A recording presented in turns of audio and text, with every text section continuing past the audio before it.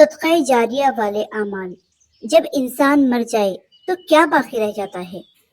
رسول اللہ صلی اللہ علیہ وسلم نے فرمایا، جب انسان وفات پاتا ہے تو اس کے تمام اعمال منقطع ہو جاتے ہیں سوائے تین چیزوں کے: صدقہ جاریہ، نفع مند علم، نیک اولاد جو دعا کرے۔ مسلم 1631۔ یہ تین چیزیں ایسی ہیں جو مرنے کے بعد بھی انسان کے لیے اجر و ثواب کا ذریعہ بنتی رہتی ہیں۔ آئیے تو ان کو تفصیل سے سمجھتے ہیں۔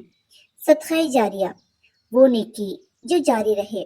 صدقہ جاریہ وہ نیکی ہے جو مرنے کے بعد بھی مسلسل فائدہ پہنچاتی رہے اور اس کا ثواب برابر ملتا رہے۔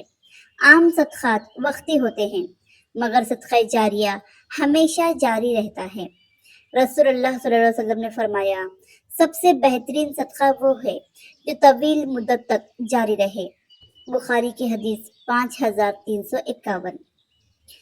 صدقہ جاریہ کی مثالیں: مسجد، مدرسہ یا اسلامی اسکول کی تعمیر، کنواں یا پانی کا نل لگوانا، قرآن کریم کی اشاعت اور تقسیم، درخت لگانا جو سایہ اور پھل دے، اسپتال، یتیم خانہ یا رفاہی ادارے قائم کرنا، فقراء اور مساکین کے لیے مستقل مدد کا بندوبست کرنا۔ آج کے دور میں صدقہ جاریہ کے جدید طریقے: آن لائن اسلامی تعلیمات کا فروغ، ویڈیو بلاگز، کورسز، ضرورت مند طلباء کے لیے اسکالرشپ کا اہتمام، غریبوں کے لیے پائیدار روزگار کے موقع پیدا کرنا۔ یہ تمام کام جب تک لوگوں کو فائدہ پہنچاتے رہیں گے، ان کا اجر بھی صدقہ دینے والے کو ملتا رہے گا، چاہے وہ اس دنیا میں ہو یا نہ ہو۔ نفع مند علم جو لوگوں کو فائدہ دے۔ علم کی بڑی فضیلت ہے، خصوصاً وہ علم جو دوسروں کی دنیا و آخرت سنوار دے۔ نفع مند علم کی شکلیں: قرآن و حدیث کی تعلیم دینا، دینی کتب یا تحقیقی مواد لکھنا، اچھے اخلاق اور دینی مسائل سکھانا، اسلامی اسکالرشپ یا مدرسے قائم کرنا، کسی کو نیکی کی بات سکھانا جو آگے پھیلائے۔ اگر ہم کسی کو نیک کام سکھا دیں اور وہ آگے پھیلتا جائے تو ہمیں بھی اس کا اجر و ثواب ملتا رہے گا، چاہے ہم دنیا میں موجود ہو یا نہ ہو۔ نیک اولاد جو دعا کرے۔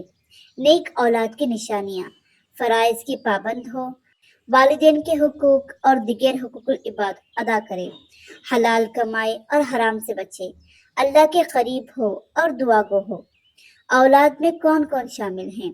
بیٹا، بیٹی، پوتا، پوتی، نواسا، نواسی۔ اگر کوئی شخص خود نیک نہ ہو تو کیا اس کی اولاد کی دعا قبول ہو سکتی ہے؟ جی ہاں، اگر اولاد نیک ہے اور خلوص سے دعا کرتی رہے تو اللہ سبحانہ و تعالیٰ اسے قبول فرماتا ہے۔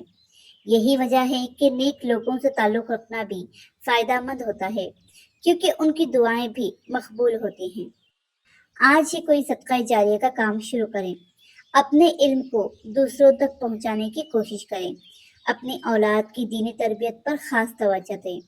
یہ تین چیزیں ایسی ہیں جو مرنے کے بعد بھی جاری رہتی ہیں، اس لیے ہر مسلمان کو چاہیے کہ وہ اپنی آخرت کے لیے کچھ نہ کچھ صدقہ جاریہ، نفع مند علم اور نیک اولاد کو چھوڑ جائیں۔ کیا آپ نے اپنی آخرت کے لیے کچھ بھیجا ہے؟ آج سے ہی اس پر کام شروع کریں۔